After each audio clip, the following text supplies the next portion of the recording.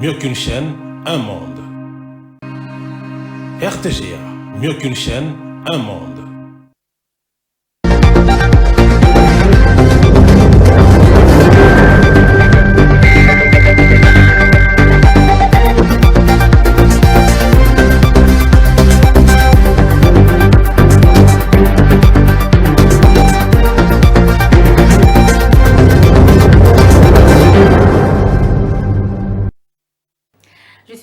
Chers téléspectateurs, de vous retrouver encore cette semaine, en ce vendredi, pour Le Siège, cette émission qui vous donne l'opportunité de découvrir les députés nationaux, les députés provinciaux, les sénateurs, mais aussi les leaders d'opinion de plus en plus jeunes dans cette République démocratique du Congo qui ont des idées frais pour le développement de notre pays. C'est parti, mesdames et messieurs, pour un nouveau numéro de Le Siège.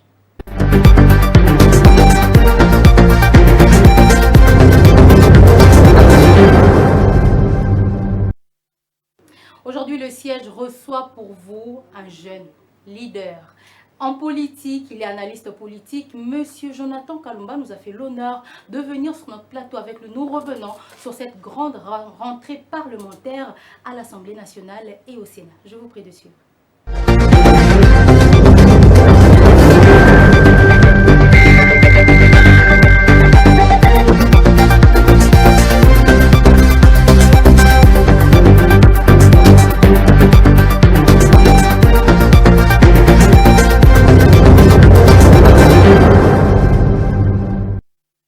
Chers téléspectateurs, je le disais tout à l'heure, nous recevons un leader des jeunes, un analyste politique. Avec lui, nous allons revenir sur les questions brûlantes de la politique en République démocratique du Congo. Monsieur Kalumba, bienvenue. Merci beaucoup, Madame Grace, c'est un plaisir. C'est un honneur pour nous de vous avoir. L'honneur est pour moi aussi. Alors, notre question avec laquelle nous débutons toujours cette émission, comment se porte la RDC aujourd'hui de votre point de vue? Le mécontentement est généralisé. Tous les signaux sont au rouge. Et je pense que le peuple congolais, de plus en plus, est en train de retirer sa confiance, surtout sur ce qui concerne les institutions de la République, la gouvernance même de notre pays. Et il est question d'évoquer des questions existentielles afin de trouver des solutions quand même assez durables pour le développement du pays. Quand vous parlez de tout est au rouge, c'est-à-dire quoi? L'économie, la sécurité, la sécurité alimentaire, tout ne marche pas? Mais non, bien évidemment, tout ne marche pas. Nous sommes dans un pays où aujourd'hui la situation sécuritaire de notre pays pose problème. Nous sommes dans un pays où la situation sociale de notre pays aujourd'hui est dans une situation très lamentable. Aujourd'hui, l'économie de notre pays, n'en parlons pas. Alors, ce sont des questions aujourd'hui qui frustrent notre population dans son ensemble. Alors, est-ce que, puisque vous parlez de la situation, la sécurité alimentaire, quel serait selon vous le coup de pouce à mettre en place par le gouvernement pour y arriver? Je crois que le coup de pouce, c'est le renforcement de la production locale, la production interne de notre pays. Et puis, il y a une politique d'intégration de notre pays. Il faudrait relier le pays, il faudrait des politiques infrastructurelles qui permettront à ce que la République soit reliée et intégrée pour que les flux de la population et les marchés économiques de notre pays soient un peu plus fluidifiés à travers les échanges commerciaux qu'ils peuvent avoir en interne dans notre pays. Donc il faut favoriser finalement la production locale pour que... Mais c'est dans le plan finalement du gouvernement. Vous avez lu le plan quinquennal de Madame Souminois. Elle parlait finalement de booster aussi l'agriculture. Aujourd'hui, parler c'est bien. Nous avions besoin d'aller un peu plus dans les actions concrètes. Mais vous ne trouvez pas que vous êtes un peu très dur avec le gouvernement? Madame Soumina n'est pas là il n'y a pas longtemps. On attend des résultats tellement vite. Nous ne parlerons pas du fait qu'elle est là il y a longtemps ou il n'y a pas longtemps. L'État, c'est une continuité. Il y a la continuité des affaires d'État. Alors, du coup, moi, je pense que Madame Soumina, en arrivant à la primature, était bien consciente des défis qu'il y avait dans notre pays, défis sécuritaires, économiques et sociaux. Et je pense que le programme qu'elle a eu à mettre sur pied, c'est tout à fait en tenant compte de ce défi-là et des solutions idoines qui peuvent intervenir dans des temps records, justement. Le programme est échelonné sur 5 ans. Les programmes Mais échelonnés sur attendre 5 qu'elle ans. soit là Mais en nous avions, 5 mois, nous avions faire quelque aussi chose. eu 5 ans en avant. 5 ans avant, Madame Seminois, où il y a continuité des affaires d'État. Alors je suppose qu'il y avait déjà eu un élan. Ok, d'accord.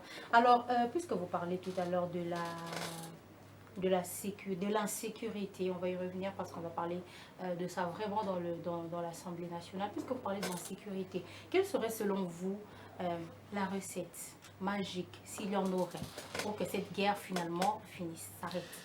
Bon, je pense que dans ces genres d'affaires d'État, il n'y a pas de recette magique, mais il y a plutôt la mise en place d'une bonne politique. Une politique diplomatique qui pourrait justement permettre à ce que nous puissions arriver à mettre fin à cette guerre-là. Mais il y a déjà une politique diplomatique. On parle de la diplomatie agissante du président de la République. Donc cette diplomatie agissante, il y en a déjà. Il ne faudrait pas y aller au-delà. Non, je pense que c'est au peuple de juger. C'est au peuple d'observer et de juger si réellement cette diplomatie agissante est réellement effective dans notre pays. Mais selon de votre point de vue, puisque c'est vous qui êtes en face de nous, qui êtes en face des téléspectateurs, pensez-vous que cette diplomatie agissante, ou bien il faut aller au front, il faut rassembler l'Assemblée nationale et le Parlement et déclarer la guerre? Je pense qu'aucune guerre au monde n'a été réglée brutalement avec des actions de guerre frontales. Je pense qu'il faut toujours envisager l'option diplomatique. C'est l'option la plus stratégique qui peut résoudre des problèmes de conflit. Il faut toujours se mettre à la table, toujours discuter, échanger et voir dans quelle mesure chaque intérêt peut être respecté et justement mis en place pour essayer de mettre fin à cette guerre. Dans l'entretemps, il y a des trêves humanitaires qui sont déclarées par-ci par-là de temps en temps pour soulager la population. Trouvez-vous que ce sont des solutions palliatives efficaces? Moi je pense que en parlant de trêve humanitaire, c'est tout à fait logique. Nous sommes dans une situation où le peuple est meurtri à longueur de journée. Tous les jours, nous constatons justement des morts dans plusieurs zones de conflit. Et je pense qu'il est justement dans le rôle des organisations humanitaires des Nations Unies d'intervenir dans ce sens-là en appliquant des trêves humanitaires. Mais justement, notre politique interne, notre politique diplomatique, c'est ce qui doit être mis en avant pour essayer de trouver des solutions à ce problème. Et je pense que c'est vraiment dans l'une de ces actions que nous allions trouver des solutions dans ce sens. Alors on va parler finalement de cette rentrée parlementaire, cette rentrée, on va dire, la session budgétaire. Elle est essentiellement budgétaire, on va dire sur le 3/4. Il faut revenir sur le budget de l'année prochaine. Ma première question, quelles sont vos attentes sur cette session? Il faudrait d'abord qu'on dise au peuple congolais comment on va mobiliser ce budget qui a été prévu. Et deuxièmement, est-ce que dans cette mobilisation de ce budget, la population trouvera réellement son compte? Est-ce que les taux de chômage baisseront? Est-ce que les prix des denrées alimentaires baisseront? Est-ce que la situation sociale du peuple pourra être justement rétablie comme il le faut? Ce sont des questions pertinentes aujourd'hui qui doivent être des indicateurs pour juger justement cette prévision budgétaire. Mais la session budgétaire, puisqu'on dit il faudrait finalement évaluer, vous avez parlé de la continuité de l'État, il faudrait évaluer le budget de l'année précédente 2024 pour revenir en 2025. Pensez-vous que finalement ce budget qui a avoisine les 14 milliards, les 16 milliards, est suffisant pour la RDC? Moi je pense que la RDC, avec la nature même de notre pays, la grandeur de notre pays, ne mérite pas ce genre de budget. La RDC est un pays avec beaucoup de potentialités, qui aujourd'hui, si nous arrivons réellement à investir une bonne politique, avec des acteurs et des animateurs politiques qui ont quand même une certaine probité, des valeurs morales, qui pourront faire avancer le pays, nous pourrons plus tard, pourquoi pas atteindre même des budgets de plus de 100 milliards de dollars. C'est possible pour un pays comme le nôtre. Mais il faut une politique d'ouverture, il faut une politique avec beaucoup de sérénité, une bonne gouvernance. Mais aujourd'hui, est-ce que c'est ce qui est constaté dans notre pays? Lorsque vous parlez de bonnes politiques, c'est exactement quoi? Les bonnes personnes ou les mauvaises personnes? Ce ne sont pas les bonnes personnes. Qu'est-ce que vous entendez par bonne politique et bonne gouvernance? Moi, je parlerai de ça dans le sens où le problème de notre pays est un problème d'ordre structurel. Notre pays a eu une accumulation des mauvaises habitudes, aujourd'hui, qui a d'ailleurs déformé même notre système politique. Nous ne sommes pas basés sur des fondamentaux réels d'un État. Nous ne sommes pas réunis autour d'un pacte républicain, comme nous devons l'être justement dans notre pays. Et nous ne sommes pas juste assis sur une vision stratégique même de l'État. Si je pose la question aujourd'hui à un des Congolais, quel est l'avenir de notre pays dans 50 ans, personne ne saura nous le dire, même pas ceux qui aujourd'hui sont des animateurs politiques dans le gouvernement, même au Parlement. Donc vous comprenez qu'il n'y a pas une vision stratégique de l'État. Quels sont les fondamentaux de notre pays? Il n'y en a pas. Et c'est d'abord par là que nous devons définir ces choses-là. Mais notre pays, nous observons ce que nous observons, la corruption gangrène le pays, il y a des mots aujourd'hui qui justement déstabilisent toute la politique interne de notre pays. Comment voulez-vous que nous puissions Mais vaincre la guerre? c'est un problème d'homme. Mais les Congolais ont voté. On a mis conscience, ils ont voté les députés nationaux qui sont à l'Assemblée nationale. Puisqu'on parle de la rentrée parlementaire, c'est finalement la faute à nous les Congolais. Est-ce que ces députés représentent réellement les attentes de notre pays, de la population? Il faut y réfléchir. Aujourd'hui, la population est en manque de confiance envers toutes ces personnes-là. C'est eux, c'est à eux de juger, c'est au peuple de juger. Et le peuple, aujourd'hui, on est en train d'observer de plus en plus un mécontentement accru. Alors, c'est dû à quoi? C'est justement à une mauvaise politique, à une mauvaise Ma gouvernance. question, elle revient de même. N'attendons-nous pas un peu tôt de la part des politiciens? C'est vrai que tout compte, mais est-ce qu'on n'est pas un peu très sévère dans le timing? Les députés sont installés depuis quand? Même si c'est vrai qu'ils sont élus depuis décembre, mais c'est au mois de mars ici, il fallait, vous avez vu tout ce qui s'est passé. Est-ce qu'on n'est pas un peu, on ne sait pas être indulgent? Les acteurs politiques doivent être animés d'un esprit avisé. Avant de rentrer en fonction dans une institution de la République, on y connaît des défis majeurs sur lesquels on essaye de diagnostiquer une fois que nous sommes aux affaires et ensuite trouver des solutions idoines. Aujourd'hui, nous n'allons pas demander au peuple congolais de rester passif en attente parce qu'il y a eu des gens qui n'avaient pas réellement compris le défi de notre pays. C'est la grande question. Ces gens, quand ils viennent, ils sont supposés connaître le défi du pays. Donc il n'est pas question d'un timing nécessaire, il est question d'une vision de l'État. Est-ce que ces gens ont réellement une vision de l'État? C'est la grande question qu'il faut reposer.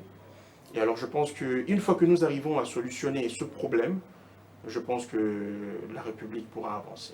Les députés nationaux, les sénateurs qui vont aller jusqu'à la session de décembre, pensez-vous, finalement, puisqu'on parle de la continuité, vous êtes en train de parler de la continuité de l'État, est-ce que vous trouvez suffisant le contrôle parlementaire, par exemple? L'avez-vous trouvé suffisant? Et pensez-vous qu'avec le président Vital Kamerhe, ce contrôle sera effectif? Je ne parlerai pas d'homme, mais je parlerai d'une politique. Aujourd'hui, nous sommes observateurs de la politique du président Vital Kamerhe. Nous attendons beaucoup de lui, nous attendons une rigueur, nous attendons une fermeté dans la gestion de l'État. Et quand vous le dites, quand vous étiez en train de le dire tantôt, je pense qu'il faudrait observer ce qui a été prévu avec le nouveau programme budgétaire du gouvernement et avec la politique que M. Vital Kamerhe pense implémenter au niveau de l'Assemblée. Justement, accordons-leur ce temps pour que nous puissions réellement observer si cette politique serait d'une efficacité nécessaire pour sortir notre pays de ce problème. Parlons du contrôle parlementaire. Vous pensez, vous avez foi que les choses vont changer? Parce que ce qui a été finalement reproché à la législature passée, il n'y a pas eu suffisamment de contrôle parlementaire, etc. Alors je reste un peu plus observateur dans cette histoire. Je n'aimerais pas trop m'incruster en n'y mettant pas mon cœur, sinon je risquerais peut-être d'être déçu. Mais j'aime plus rester observateur. À partir du moment où nous allons voir les choses, nous pourrons y commenter. Très bien, ben, puisqu'il faudrait quand même dire quelque chose en espérant que les députés nationaux et les sénateurs vont y aller, on va parler de ce fameux, on va dire, Ce discours du président de l'Assemblée le président du Sénat, l'honorable président Samalou Kondé, qui a dit de très bonnes choses. On ne va pas revenir sur son discours, mais sur cette fameuse phrase que les gens auraient émue, quel serait votre avis finalement? Il a dit, et c'est vrai, que le Parlement n'a pas de siège et qu'il faudrait y penser un peu plus de 30 ans après. C'est reste le moment. Est-ce une priorité? Mais je ne pourquoi pense pas que c'est une priorité. Pourquoi pas? Parce ils sont pas, Je ne pense pas que c'est une priorité. Aujourd'hui, la priorité, c'est se concentrer sur le bien-être des Congolais. Aujourd'hui, la grande priorité, c'est se concentrer sur tout ce qui est en train de faire flamber le prix des denrées alimentaires dans le marché. Aujourd'hui, c'est ça la priorité. Se pencher sur les besoins essentiels de vie de tout être humain, et non sur les besoins des personnes qui ont déjà une certaine aisance. On vient de rénover il n'y a pas longtemps, je pense, le bâtiment du Sénat, qui a coûté plus de 4 millions de dollars. Est-ce que ça a contribué au bien-être de la population congolaise? Est-ce qu'il y a eu une bonne politique, des bons résultats qui en ressortent aujourd'hui au Sénat? Mais en tant que temple de la démocratie, en tant que les représentants du peuple, ils doivent quand même avoir un siège. C'est la logique même. Je pense qu'avant de penser à un siège, il faut penser au travail dans le siège. Est-ce qu'il y a un travail qui est fait? Mais ils ne vont pas non plus travailler dans des conditions qui ne sont pas bonnes. Est-ce que ces conditions-là ne sont pas bonnes? Vous pensez que ces conditions ne sont pas bonnes? Vous n'êtes pas député, vous ne travaillez pas là-bas, vous ne savez pas. Je suis quand même un citoyen et je pense que c'est dans mon droit, puisque c'est mes cotisations que ce Sénat a été justement réaménagé. Et 4 millions de dollars, je pense que c'est beaucoup trop pour ces réaménagements du Sénat. Ça a coûté à la République de l'argent. Et aujourd'hui, on ne peut pas encore être plus exigeant envers cette même population qui souffre parce qu'on veut se mettre dans des conditions qu'il faut pour travailler. Mais travailler à quel résultat puisqu'on vient de faire un réaménagement il n'y a pas longtemps? C'est incohérent. Le peuple a besoin de résultats et il faut donner au peuple ses résultats. Donc dans cette session, dans cette législature, selon vous, pour vous, pas question d'avoir un nouvel édifice, un nouveau siège du Parlement? Je pense que ce n'est pas une question prioritaire en ce moment. La priorité reste la sécurité alimentaire. La sécurité alimentaire et la paix à l'est de notre pays. Exactement. Alors, il y a également, puisqu'on est en train de refaire l'actualité politique, Martin Fayulu, le président de l'ECD, qui a annoncé et qui a été très vite suivi par Denis Mukwege sur la notion, la question du dialogue autour d'une table pour revoir, révisiter tout ce qui se passe aujourd'hui. Quelle est votre lecture? Aujourd'hui, il faudrait que le président Martin Fayulu nous explicite clairement les objectifs de l'aboutissement de ce dialogue. Serait-ce un dialogue comme les autres? Comme tout ce qu'on a déjà vu, de conciliabule en conciliabule, discussion en discussion, sans trouver l'intérêt majeur de la population, sans y définir une vision stratégique de l'État. Aujourd'hui, le problème, c'est de la bonne gouvernance. Aujourd'hui, le problème, c'est une politique visionnaire qui pourra ramener notre pays à un développement. Nous n'allons pas toujours commencer, quand les choses ne marchent pas, à discuter, à faire des conciliabules, des concessions au nom de la cohésion nationale. Certes, aujourd'hui, il y a frustration, il y a séparation. Il y a aujourd'hui la haine tribale qui s'est accrue dans notre pays. On a besoin de cette cohésion nationale, mais la cohésion nationale se portera mieux au nom de la bonne gouvernance. Si nous avions une bonne gouvernance, la cohésion nationale se fera de facto Surtout directement. quand vous parlez un peu de cette allez, on ne va pas faire la propagation, mais de ces petits regains de tribalisme, il faudrait quand même que tous les leaders, là il ne s'agit pas de la majorité ni de l'opposition, que tous les leaders se mettent ensemble, puisqu'ils sont leaders d'opinion également, qu'ils trouvent des solutions palliatives pour parler à la population. C'est autour d'un dialogue. Qui sont ces leaders qui doivent participer au dialogue? C'est la grande question. Est-ce que ces leaders, jusqu'au jour d'aujourd'hui, depuis qu'ils ont toujours participé, parce que c'est les mêmes figures, je pense, est-ce qu'il y a déjà eu des solutions qui ont été durables et qui ont contribué à bien au bien-être de notre pays? Nous revenons toujours sur les mêmes choses, toujours sur les mêmes défis, toujours sur les mêmes problématiques. Et aujourd'hui, je pense que c'est ce qu'il faut revoir un peu. Cette politique de quand on sent qu'il y a toujours des petits couacs, il faut toujours se mettre autour d'une table pour partager le pouvoir. quand certains sont frustrés, que les autres, il faut toujours revenir quelque part pour discutailler politique, pouvoir. Je pense qu'il faudrait penser à la vision de l'État. Et moi, je laisserai le président de la République continuer sa politique, aujourd'hui, de militer pour les efforts de guerre à l'est de notre pays, pour établir justement la paix dans notre pays, et se projeter sur l'avenir des prochaines élections, voir dans quelle mesure il y aura aussi d'autres animateurs qui pourront intervenir justement pour renforcer cette politique de cohésion nationale. Puisqu'on parle de Martin Fayulu, on voit directement l'opposition et on revient à l'Assemblée nationale. Pensez-vous que l'opposition est efficace à l'Assemblée nationale ou au Sénat aujourd'hui? Est-ce qu'on a encore une opposition forte puisqu'elle n'est pas unie? Elle est disséquée apparemment, Moïse Katumbi, Martin Fayulu, Denis Mukwege, etc. Pensez-vous qu'il y a une opposition forte aujourd'hui qui va emmener les choses à changer? Quelle est la grande question aujourd'hui qui divise l'opposition?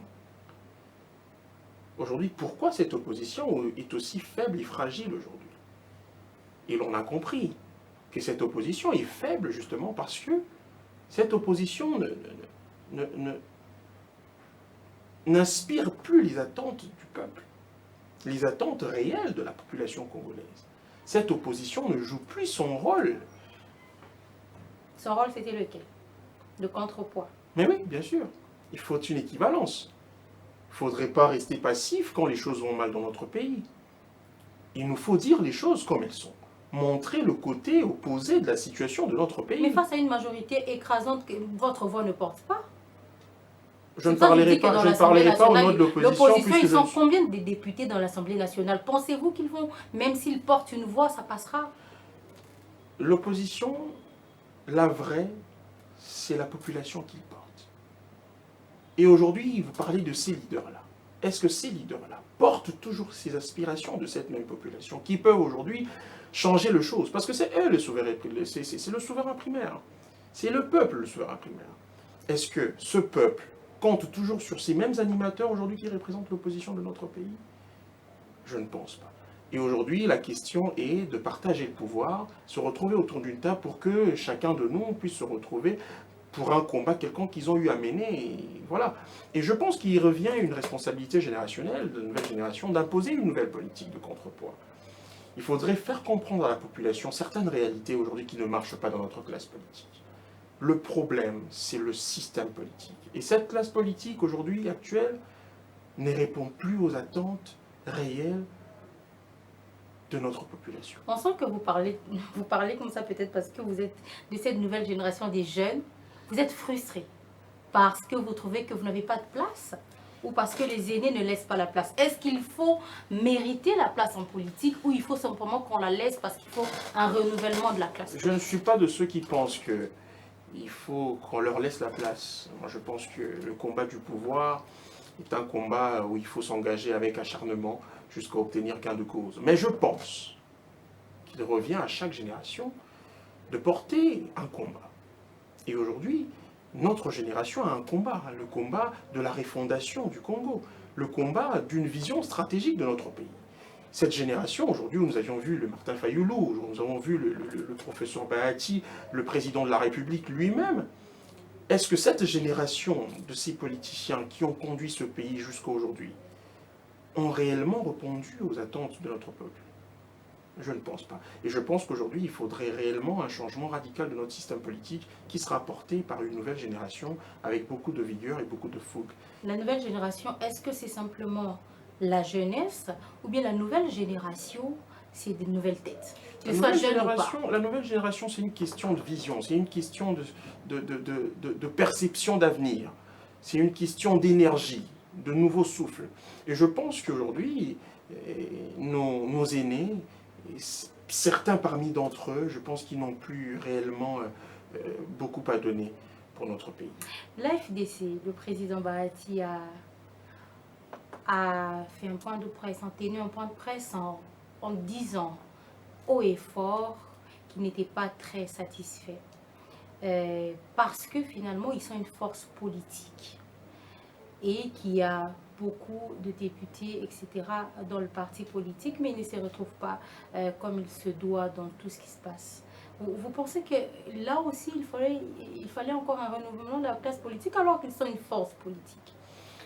Je savais bien, c'est son droit, le droit du professeur Bahati de réclamer ce qui lui revient de droit. D'après lui, moi je ne me ferai pas porte-parole du président Bahati, mais du moins je pense que il faudrait revoir un peu notre façon de faire la politique. Il faudrait laisser une certaine ouverture à la méritocratie, une certaine ouverture à la compétence. Il ne faudrait pas qu'on mette les gens juste parce qu'ils représentent un poids ou ils représentent une formation ou une force politique. Je pense qu'aujourd'hui, il est question d'une vision. Il faudrait avoir une vision pour le pays. Et une vision est toujours liée à une compétence quelconque.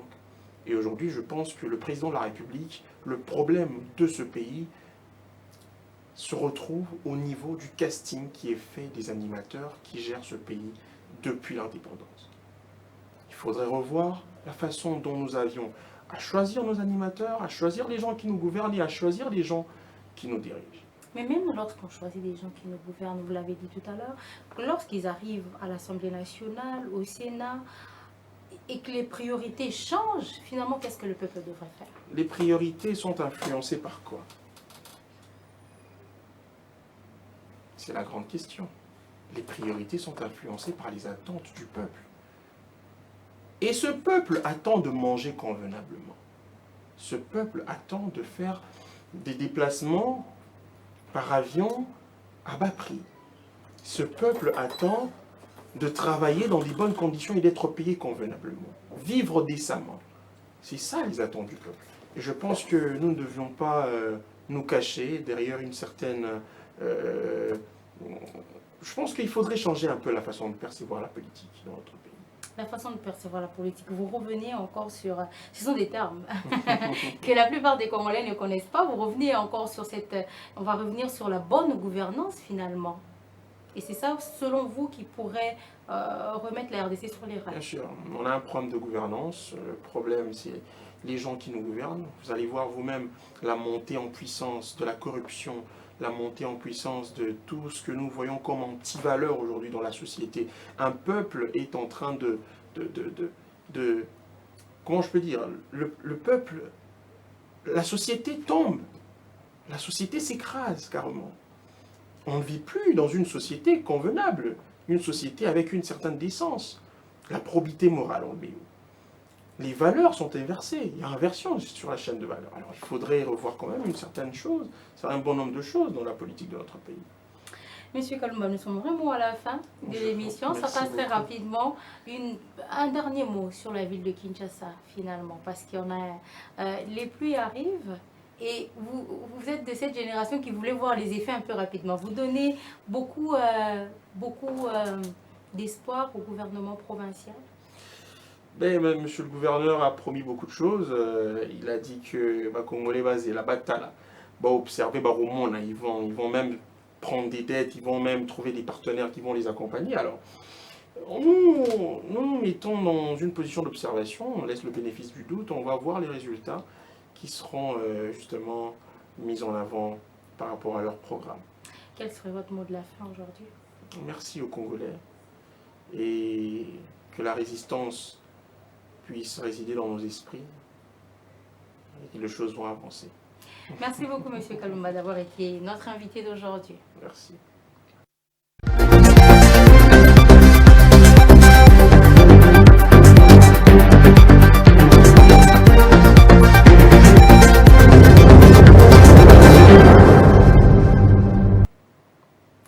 C'est par ici, mesdames et messieurs, que nous clôturons cette émission. J'ai eu le réel plaisir, comme à l'accoutumée, de vous la présenter en mon nom et en nom de toute l'équipe qui m'accompagne à la RTGA.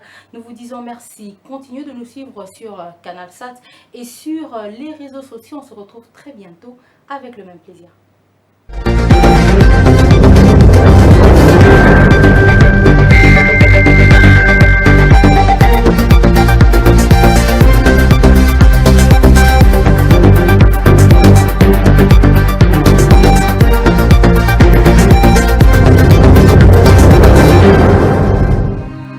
RTGA, mieux qu'une chaîne, un monde. RTGA, mieux qu'une chaîne, un monde.